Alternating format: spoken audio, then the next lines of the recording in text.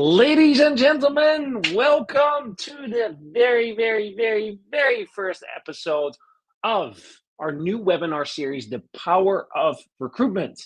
And kudos who deserves kudos, because this intro, in my humble opinion, has been the best intro that we've created so far. So Andrew, our head of marketing, every single time you are able to elevate whatever we put out.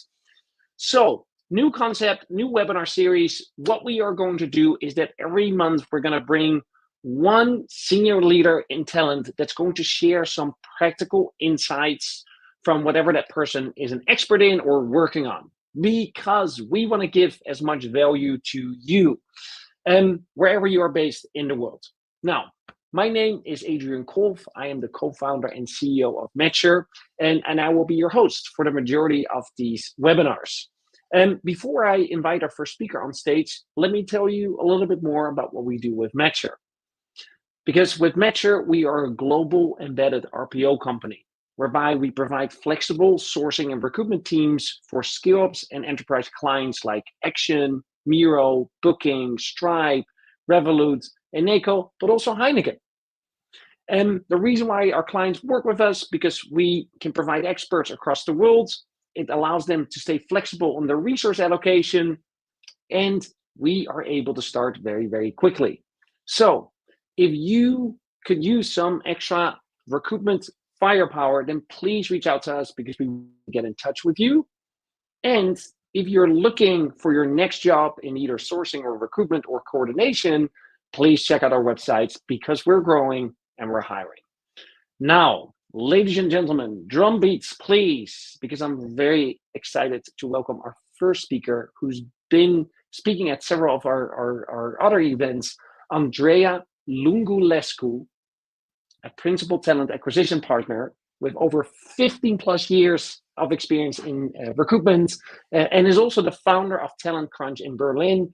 And I dare to say, Andreea, you're an influencer. You're a recruitment influencer. Everyone that I speak to knows of you. A lot of people follow you, and I've experienced this multiple times myself. You're such a kind and warm person that is always willing to share the things that you've learned. So I'm excited to have you. Welcome. Thank you. I have to applaud you for the absolute perfect pronunciation of my surname. Really, well done. I'm really happy to be here. I think I'm really a bit flattered, if I'm honest, with the fact that I'm the first guest on this new webinar series that you're launching. When Andrew reached out and shared a bit more about the topics and what you're looking to do, I was like, oh my God, yes, I need to get my fingers in there. So I'm really happy to be here. I am quite warm, and I'm more than willing to share with people things that I learned, experienced, deployed, because I think I am grateful for the people that taught me, and I think it's paid forward, right? Yeah, 100%. Actually, that's a nice little segue. Do you have someone that comes to mind? We didn't prepare this. This is a little off script, but do you have someone in mind where you look back, it's like, hey, that person at the time helped me forward in your career, or by giving something without expecting anything in return? Yes, straight off the bat, 3 people come to mind, actually. Yep. The first one is Anna Brandt, who was my first manager at Zalando. The second one is Manjuri Sina, who was my second manager at Zalando. And you will laugh. And the third person is Julia Krai, who was my third manager at Zalando. What?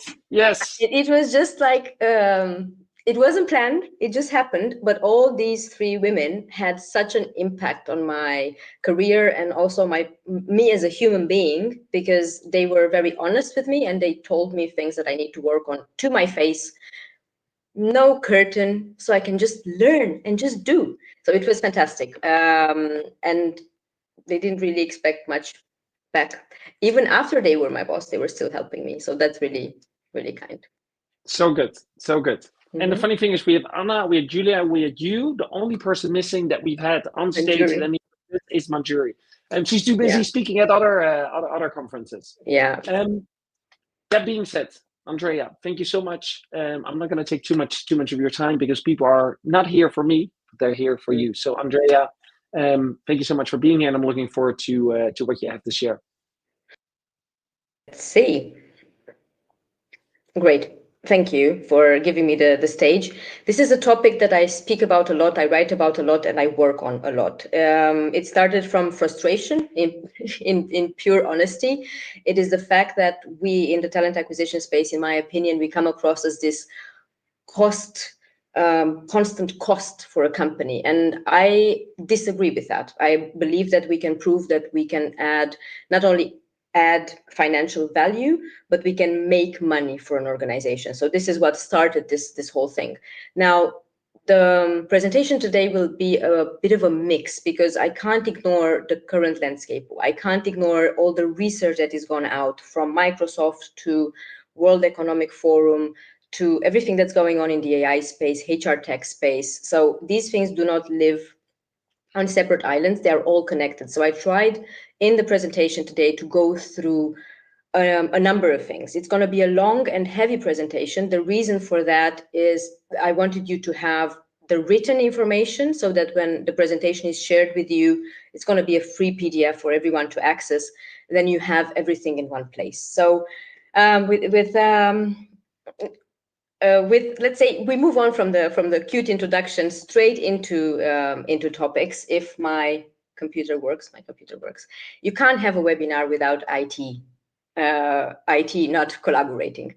The high level overview, where are we with this? So everybody talks about artificial intelligence. Everybody talks about how they need to move and implement tools in their organization. They need to be more efficient. They need to optimize this, optimize that. They need to upskill. They need to let people go and bring tools in. It's so much noise and it's so much confusion. And then you have the BCGs, and then you have McKinsey, and then you have all the reports and research coming out. Some things are really important to be brought up. So we use AI at work. I believe most of us, but do the companies that we are working for understand that? Do they enable us to use it legally even? Maybe not all the time. Do they enable us to become good at what we are doing? Do they enable us to become trailblazers for the organization? Maybe not so much. So the research is out there for everyone to see. Only 22% of companies surveyed have actually moved into this AI space beyond proof of concept. So beyond, let's talk, let's try, let's do a little pilot here and there. So with this in mind, the whole presentation will run around these topics. Upskilling, what do we need to keep in mind? How are we going to bring in frameworks into the workplace that you can apply from tomorrow in order to get your company to the next level, in order to get your talent acquisition domain to the next level? The first thing is something really important to remember. The conversation started with the idea of cost, right? We lose a lot of money when our recruitment processes are inefficient. I would hope that this is not a surprise for you by now. But if you've never calculated the cost that you're losing, there is, again, research out there available if you don't have the time or capacity to do so in your organization. But I pulled some numbers out for you. So let's say a company hiring roughly 500 people annually, you may lose up to 1.2 million euros, because of your recruitment inefficiencies. And what you see here is a graph showing a rough estimate in percentage of how much money you can lose throughout the different stages of your recruitment process. That being said, there are things that you can do to take note, to understand where do you stand today, and then to be able to take action for where you need to go tomorrow.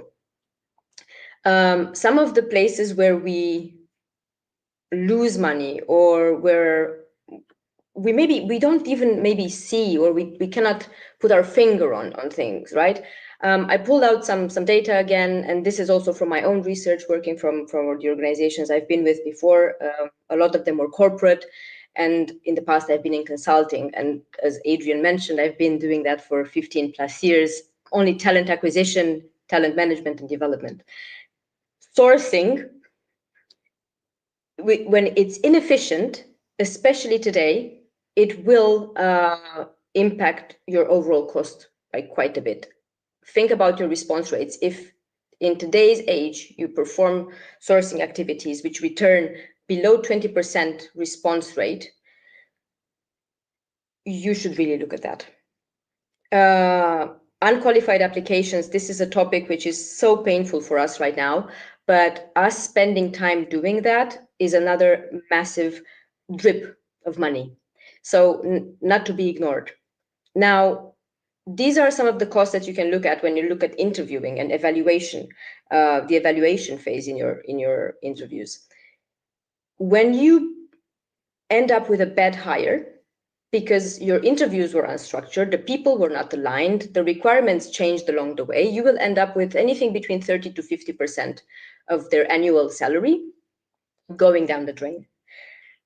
The second thing is the rejection. When you have a good gem at the end of your process, but the evaluations have been biased maybe throughout the process, and you end up losing people because of someone's halo effect, because of someone's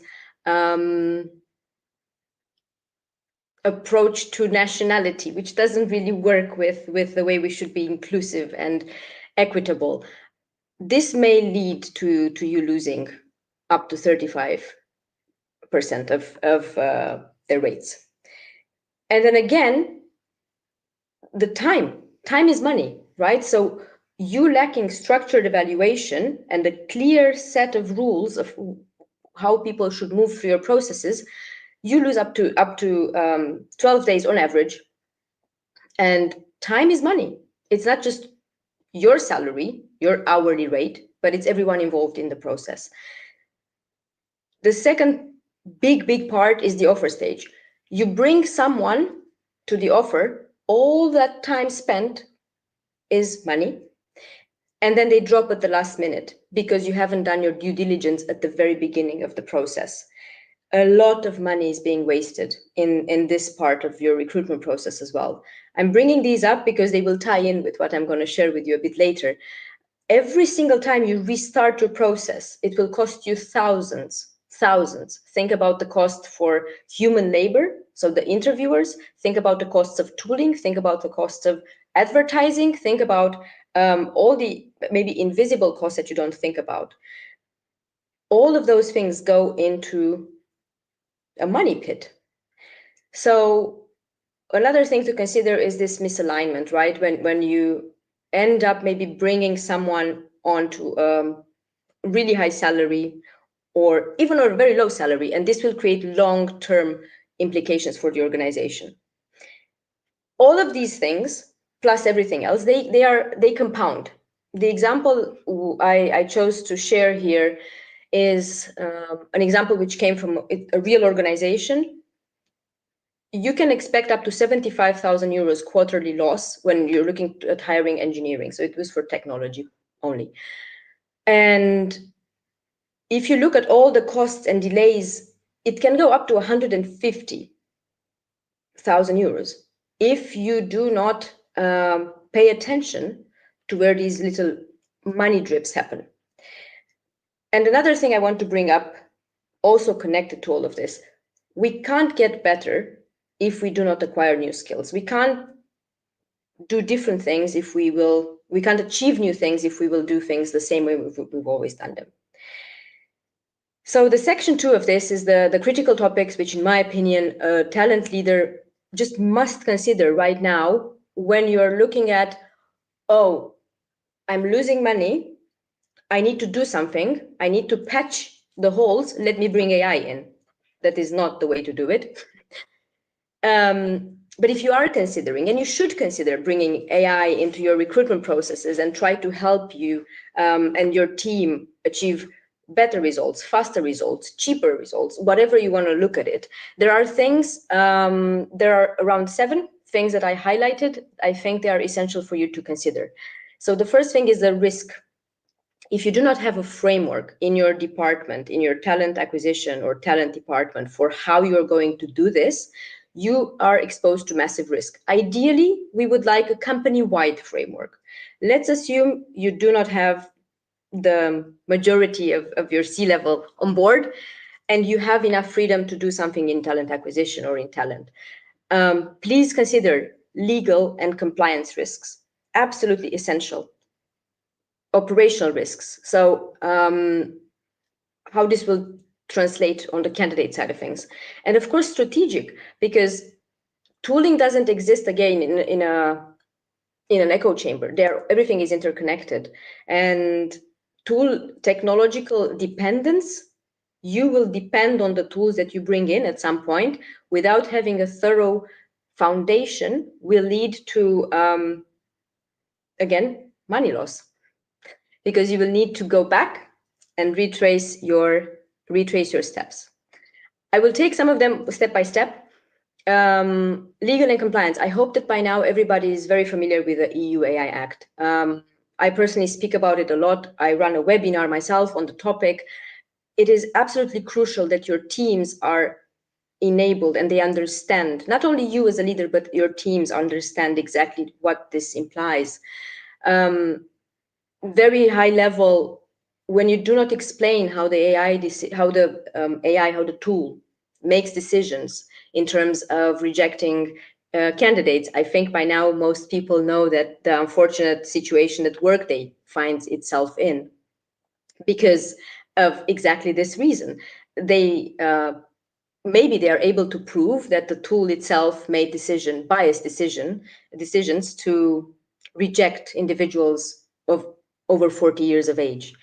So it is absolutely essential that you familiarize yourself with the EU AI Act if you are based in Europe. And if you're not based in Europe, but you have European connections, it's also very important for you as well. It is something that cannot be overlooked. The other part I mentioned was the operational risk. So when you start this implementation, but your data originally is scrambled, is not well aggregated, is not clean, you bring things in without actually thinking about it before and building your foundation, again, as I said, cleanly, you will end up most likely in operational risks. I ran an analysis of a very famous author, Josh Berzin. He wrote a lot about AI in talent and HR. And I ran an analysis throughout the whole process of what recruitment means and identified 85 problems which we may face if we just patch AI on top of issues that we haven't actually thought about solving without AI first. When you don't understand how to assess skills of the people you interview, of your candidates, you will end up over relying on a tool that does whatever it decides to do. And the strategic risks for a leader, these are extremely important as well. So your team can become dependent on tooling, but without actually having the knowledge and understanding of what the limitations are. You invest in tools without thinking how they fit into the bigger ecosystem and how will they progress, how would they evolve, what this evolution will mean for your wider organization and for the people you will bring in the company. Something called skill atrophy, which means that we become lazy because we over-rely on tooling. We can't afford this to happen. Not even to mention the cost escalation if you don't understand how to measure the ROI from your implementations. The second important thing is AI compliance and legal requirements. Things for you to consider are 4. I will not dive deep into all of them, but they are important for you to look at. Human in the loop mandate. This is what I talked about just now. The EU AI Act primarily obliges us or mandates that we will always have human oversight. There are applications of artificial intelligence which are a no-go, prohibited. For example, facial analysis or personality analysis or checking somebody's social media, even if it's open, and trying to extract personality traits from that, complete no-go. Transparency requirements, you have to inform people. You have to inform people that they are being recorded. You have to inform people of how the tool makes decisions. You have to inform people at every step of the way. This is easy. You should be able to create an interviewing guideline for your candidates. If you don't have one, please create one. And in there, all of this can easily be explained. And then, of course, you have data and consent. You have GDPR. You have, this is primarily in Europe again, right? But you cannot easily go and do whatever you feel like with somebody's data. Please look at these in detail when you're considering bringing additional tooling to patch the cost dripping holes in your processes. Another part, very important, is adoption. So you assume at some point that okay, I need to bring some tools in. Fair enough, we should all bring tooling in to help us to automate things, to do things for us. They are there for a reason, and that's to augment and help us augment our work and help us do a better work and faster. But it's not an instantaneous finger flick and everything immediately works. It takes a bit. So it's a patience framework. Foundation assessment first, build before AI, a principle. So build your foundations, and then a gradual integration. Think about, I want to go straight to the last one because the first two I think are quite self-explanatory and I've already touched upon them a little bit. But when it comes to gradual integration strategy, you will need to understand that it's not your team alone that is impacted by the tools that you bring in. You will need to consider the vast effect, the ripple effect, right, if you want, of how the integration of such tooling will have on other departments, on the way they run their work. Imagine that you are in a larger HR department. It happened to me in an organization I was at. The larger HR department had HR, the typical contracts, payroll, those areas, and then we had talent acquisition. Talent acquisition was going up. That's where I also worked a lot on tooling implementation and things like this. We were progressive, we were forward thinking, and the HR was not, even though we were under the same umbrella, you would argue. However, the leadership and the drive was different. So what may end up happening in a situation like this is that one department implements and brings and does and so on and so forth, and the other one is not able to keep up.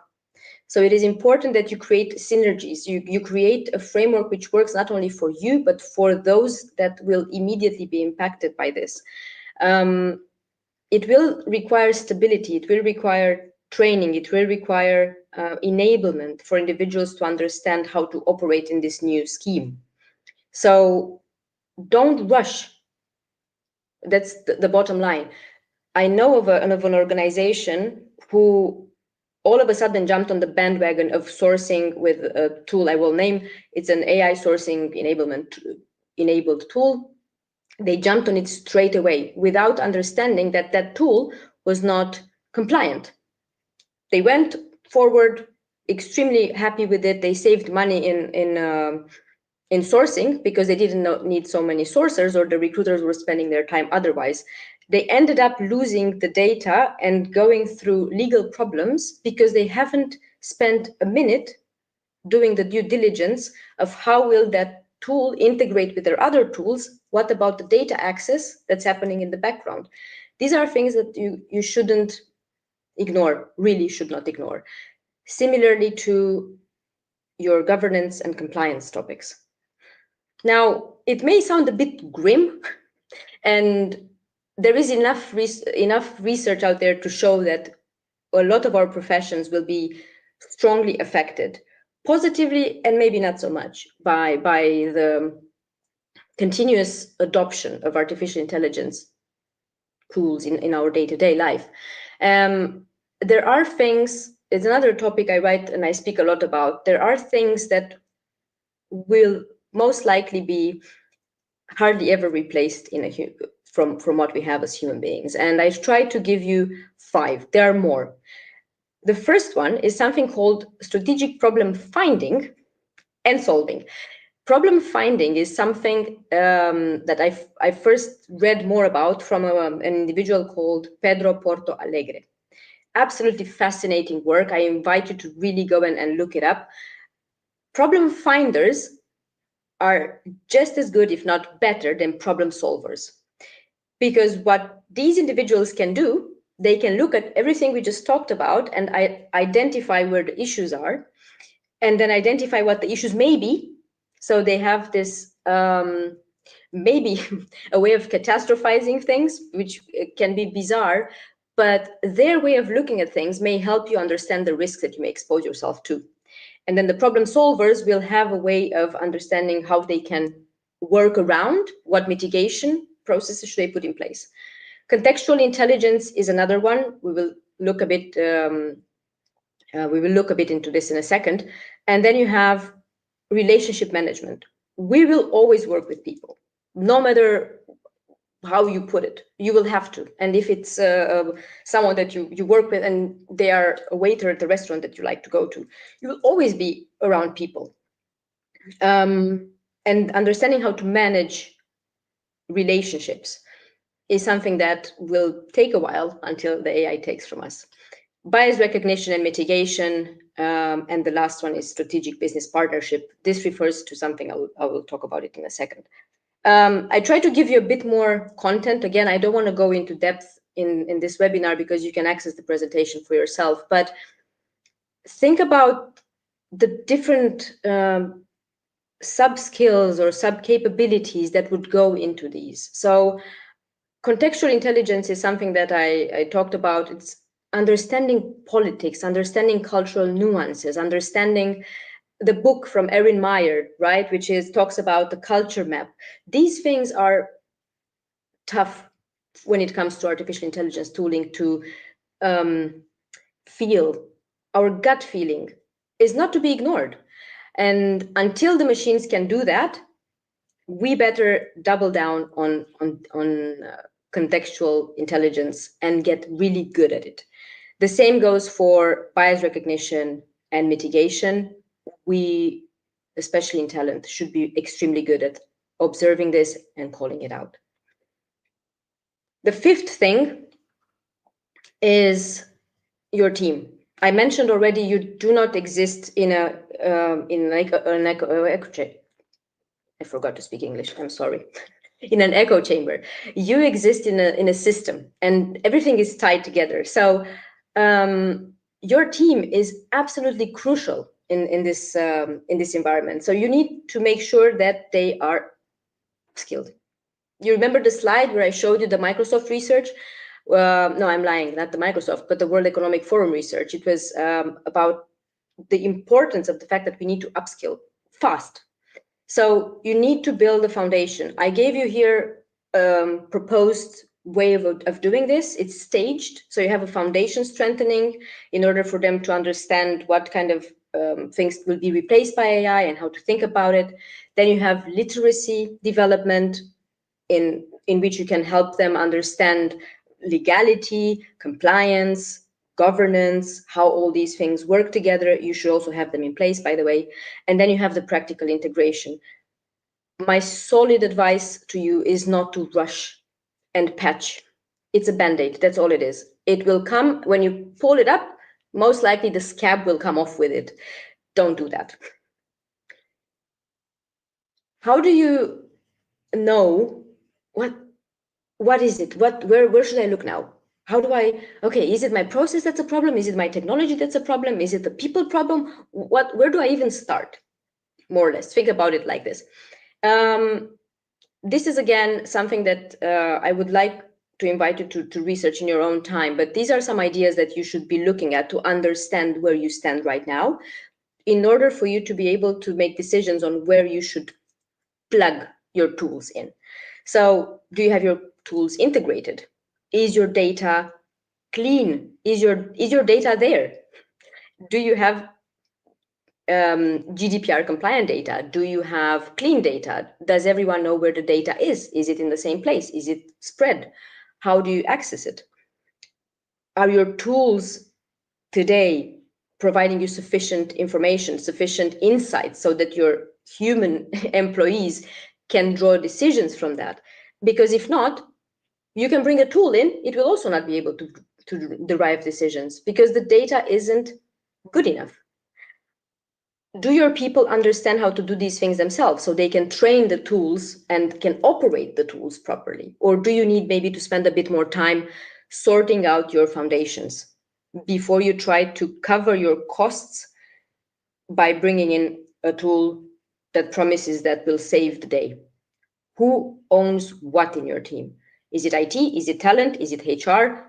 Who owns these tools? There are so many questions that you should ask yourself before rushing into it.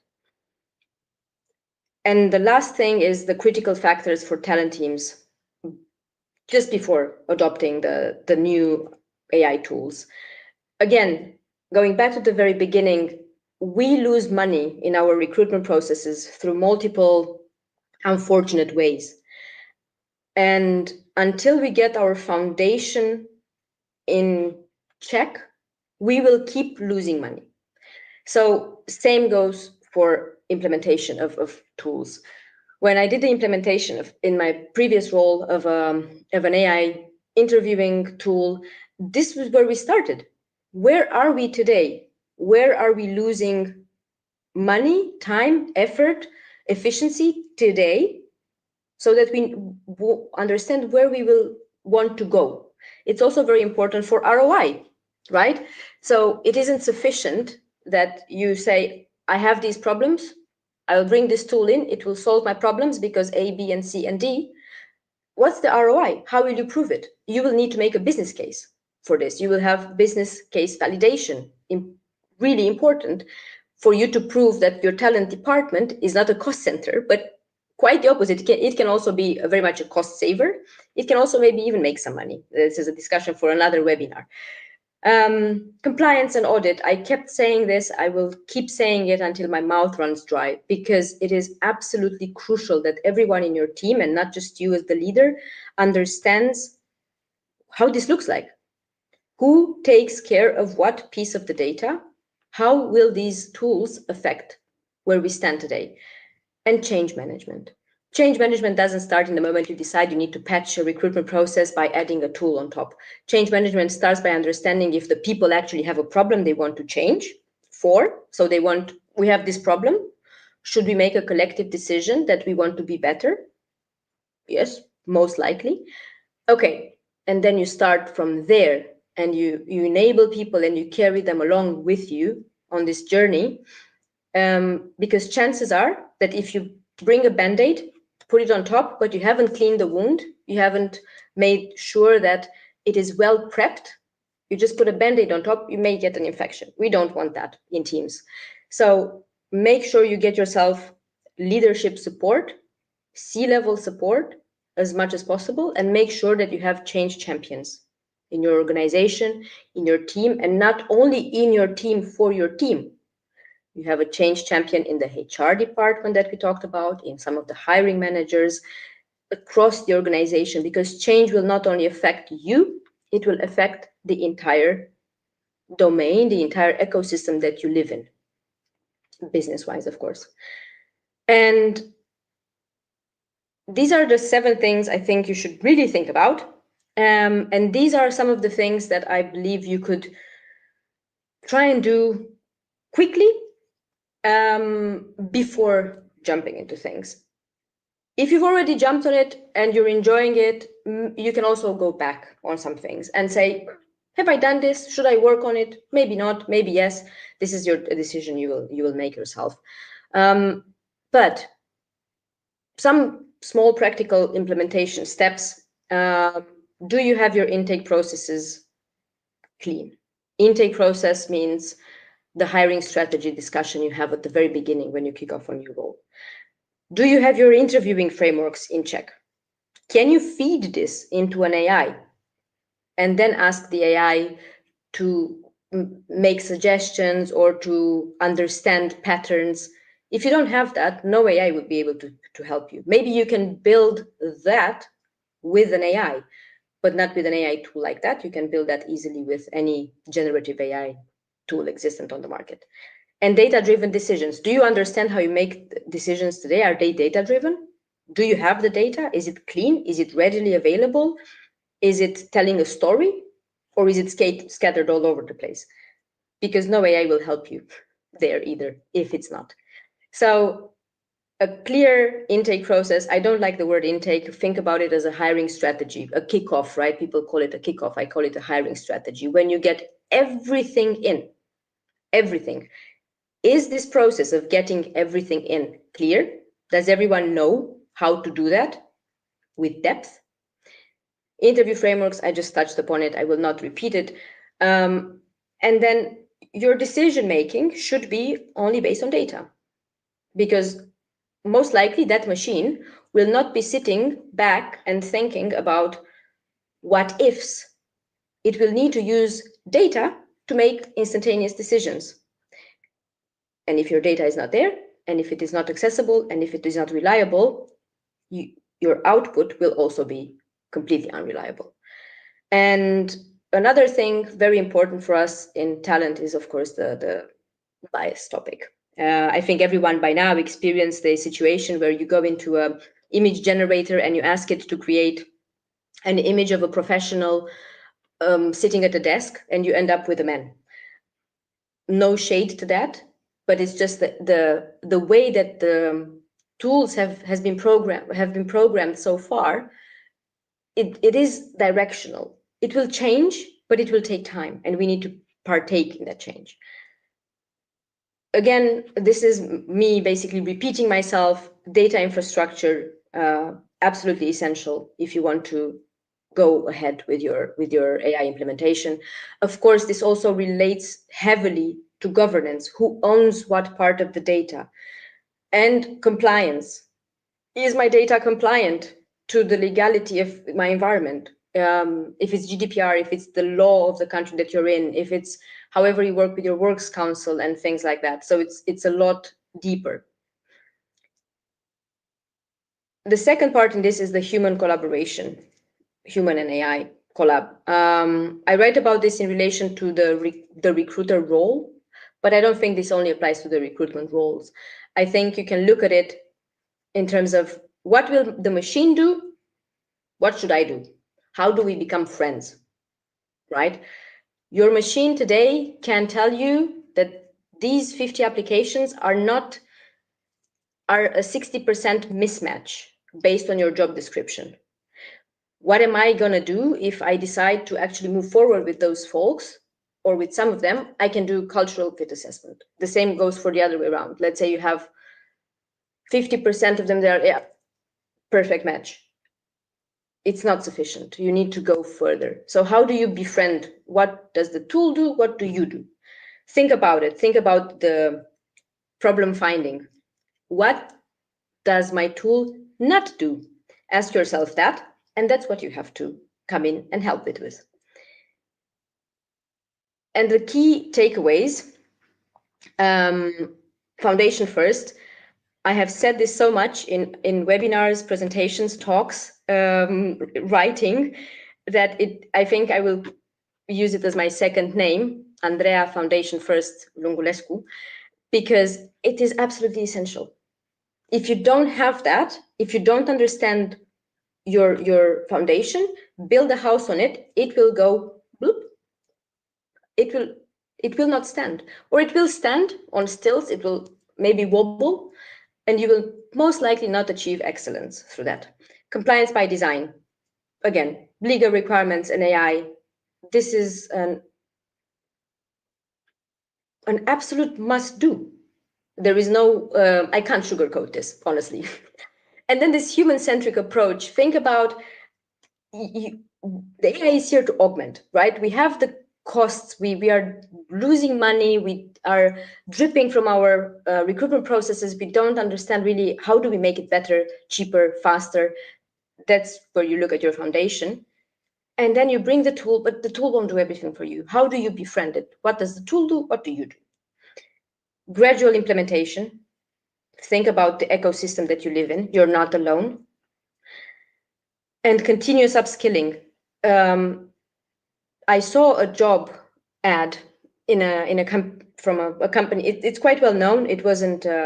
It's an international organization, and they were looking for a talent acquisition partner. And they were requesting that this individual has literacy in the AI space with AI tools used for talent acquisition topics. And they named some tools there. I'm not going to name the tools.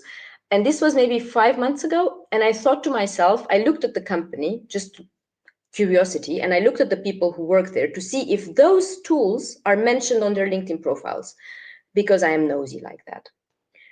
They were not. I suspect, and I suspected when I saw it, they haven't even lifted a finger to educate those folks internally, and now they request it externally.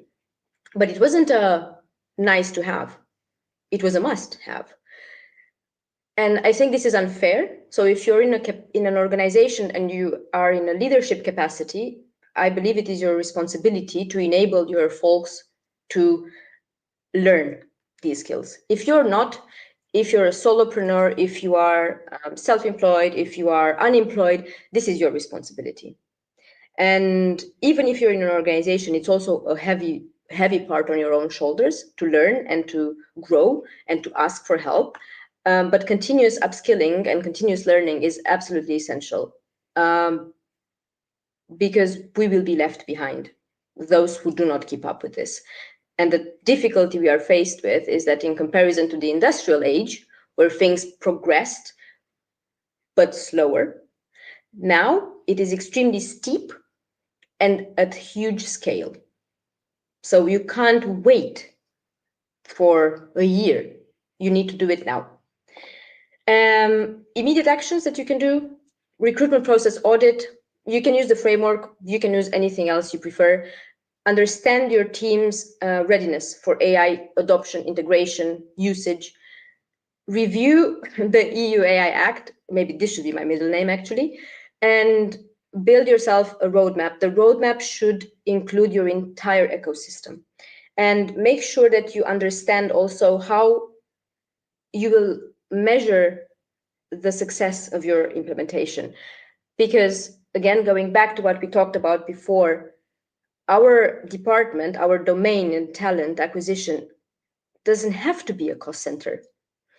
If we do things intelligently and if we are able to present ourselves immaculately through the data that we have, through the implementations that we run, through the processes that we put in place, through the hires that we make, and so on and so forth, we can prove that we save money. If you understand your metrics, and if you then understand the metrics of the tools that you bring in, and how will this be measured? Has it been a successful implementation? Has it been saving us time? Has it, whatever it might be, relevant for you? And the food for thought a little bit, if you want, is the organizations who think about doing this, what is the correct word here? In a holistic manner, in terms of integrating tooling in order to solve some of the cost inefficiencies that they face, for example, or solve some of the problems that they face.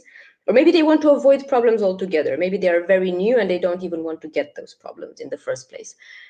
Those who will do this holistically and will start from the bottom will most likely gain a competitive advantage.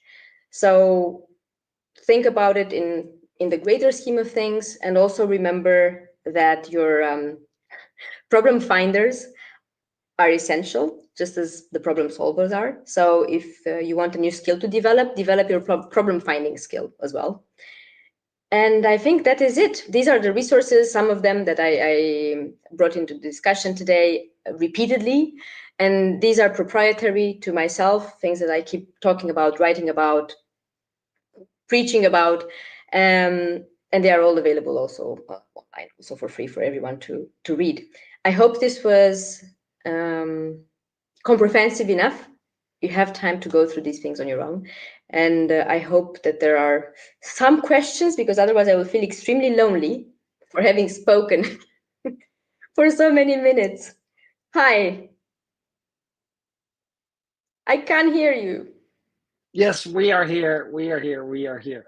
It's always the Okay. awkwardness of doing these webinars, because there could be tens of thousands of people there, and there could be one cricket, right? Like, you have no idea, and there's also no feedback coming through. I completely hear you and can relate to that feeling. The good thing is, many of these webinars they're obviously recorded. We upload them on our YouTube channels, and then they get hundreds, if not thousands, of views. So this content will get the eyes and ears that it deserves. So don't worry about that, Andreea.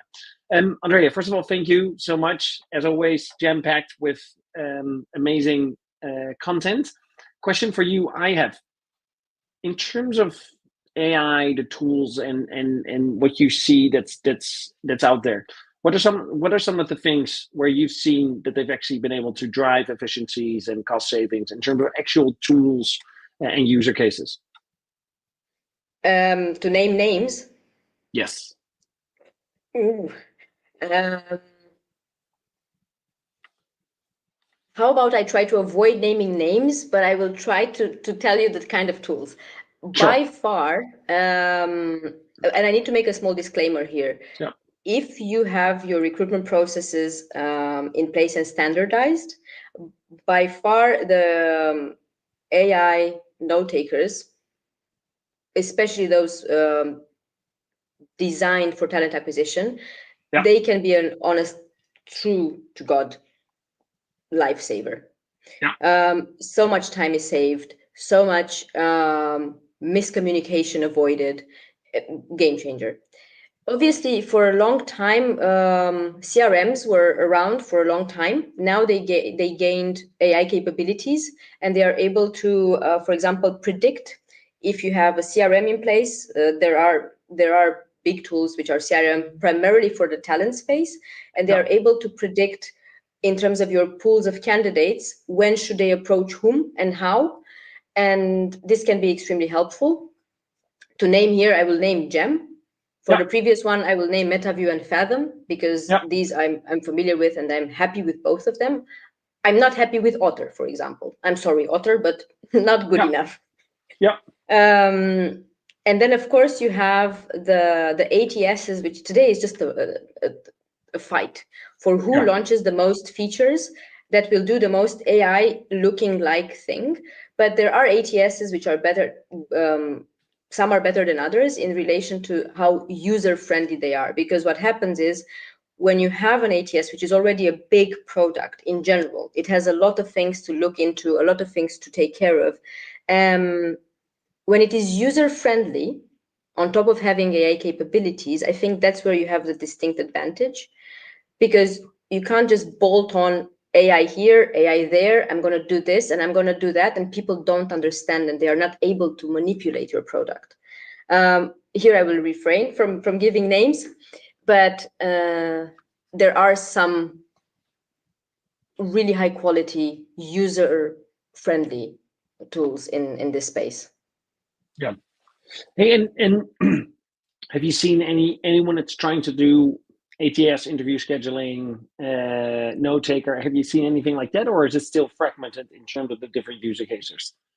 No, both. They still exist as separate products, and there are companies who prefer to do the integrations. Most of them support a variety of integrations, but Yeah. definitely the bigger ATSs today have, or they are tapping into doing all of these things. They also do HRIS and ATS and scheduling, but this is my unpopular opinion. Don't throw stones. But it's like a Hyundai. Hyundai makes cars, hair dryers, washing machines. I'm like, is everything good? Yeah. I'm not sure. So when I see all of that stuff, I'm like, I get it. You want me to have everything in one place so I don't leave your platform. Yeah. I Yeah. I Yeah. get it. But really, I don't know. I don't know. So, but there are some which are quite successful. I think also very well known and very large organizations have done it before successfully. And now there are some newcomers to the market. We know one from our We Are developers, let's say, collaboration last year, Yeah. right? Absolutely taking the world by storm with the quality of the product, right? Yeah. So we will have both, but this will have to depend on your specific use case as an organization. It's not enough to say, okay, scrap everything now, bring in a tool that says that it does everything. That's not. Don't do that. Yeah. Yeah. No, fair enough. Fair enough. Hey, you speak to a lot of folks in TA, right? What do you feel in terms of the sentiment around AI, the potential fear, but also the opportunity? Sorry. Bless you. Sorry. What is Uh, Yeah. So what is the general sentiment? Like, are people afraid that that AI is going to take their job? That there will be less jobs? Are people excited about it? Yeah. What do you Yeah. hear? Thank you for asking me this question. So my community is now over 4,000 people. Yeah. And I also run a webinar. It's a series. It's every 8 weeks when we talk about this topic. And what I noticed recently, in the last maybe half a year, more or less, it is so dispersed. I cannot believe that today, I'm in Berlin, right? I can't believe that today the people that I'm talking to, there are still very high and very low in terms of understanding what is going on. It's like Yeah. AI is here to stay. You need to embrace it. And there are people who are freaking out about the fact that they will be left without a job.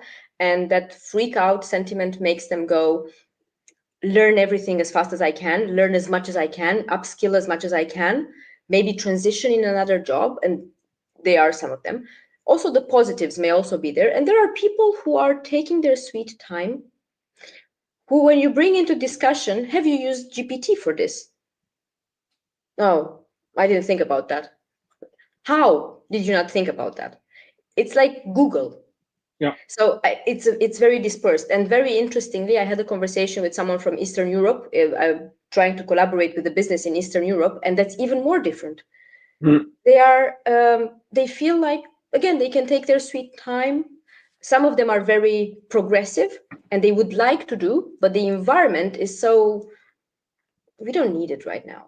So it is it's so polarized. It is absolutely a surprise for me, because I would have imagined that everyone has understood in the last 2.5 years that this side of, I can take my sweet time, this is not an option.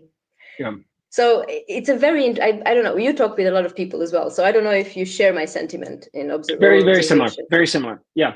Very Yeah. similar. It's interesting. I haven't seen anyone in our field really speak about the next 2 to 3 years and how it's going to really impact both the level of recruitment jobs out there, but simultaneously also what's happening on the job market, which is interesting. I follow a lot of like bigger speakers on on AI, and there's a general consensus that whether we like it or not, it's going to impact the job market significantly. But as with any revolution, right, new jobs get created, and that's going to be fascinating to see and to witness. We fully embrace it within Matcher. We have a variety of different tools that we that we use internally, but also then implement with our clients. And ChatGPT is our best friend, right? Like that's really how we treat it. Yeah, for sure. I think there is, you know what I prefer to do sometimes? I mean, don't get me wrong, I do believe in the bigger voices in the scene, but I found, especially on Substack, I found a lot of individuals who write maybe a bit more unknown to the wider population, but they write about the impact of artificial intelligence in their niche. And their niche, in the case of the individuals I'm thinking about, is either product management or software engineering. And it is so relatable. And I think one thing I would advise individuals to do is to not stick to the profession that we are in, because I think looking at how other professions are perceiving the effects of artificial intelligence and the tools, it also can inform some decisions for us. So we can say, oh, I haven't thought about it like that. So it's like problem finding. Okay, oh, a new problem. I didn't think about it like that. Maybe I should consider it in my own use case. Another thing is they are talking about tools which for us may not be in immediate reach, just because we don't go there first. We go to HR tech first. And there are things that they share which maybe for us, oh, I can use that to solve this problem, which I thought I can only use a HR tech tool for. So it's, I think my invitation is to widen a little bit the space from where we gather knowledge and data beyond the scope of our Yeah, profession in talent. yeah. It's I host monthly talent leader dinners, but also founder dinners, and especially on the founder dinners, which are very different industries. These conversations bring up a lot of new insights and how Yes. people are dealing with these kind of situations in their businesses. Yeah, I bet. I think they are, and it's important to navigate them both, right? It's the same as in an organization. You're not a single island, right? A standalone island. You have to Yeah. coexist. Yeah. So yeah, I think it's an absolutely fascinating conversation to be had. We had in my last webinar we had Kevin Wheeler as a guest, and it was just great. The conversation went so far away from talent acquisition. We went into politics, into ethics, into all sorts of things. Again, because it doesn't exist in an echo chamber. It's the whole thing that needs to be taken into account when we are looking at how are we moving forward from now, or from the last year or even more. So good. Andreea, we're coming to the end. What's the best way for people to connect with you? May I assume LinkedIn? Yeah, for sure, LinkedIn. I would like to share the presentation as well. You can put it on YouTube or wherever you share your resources, and I will also leave my contact details, a QR code, and people can just go either LinkedIn. That's the easiest one, LinkedIn, and then you have, of course, my website, Talent Crunch, the community, if they want to join or have a look around. Yeah. Amazing. Thank you so much. Andreea, thank you so much for our audience for dialing in as well, for watching this first episode. Next month, we're going to have Brian Fink, who's going to be sharing his wisdom and his knowledge with the world. And he's going to be talking about generative search capabilities within Google Custom Search Engine, GPTs, and how they all compare. So that's going to be a very interesting and practical one.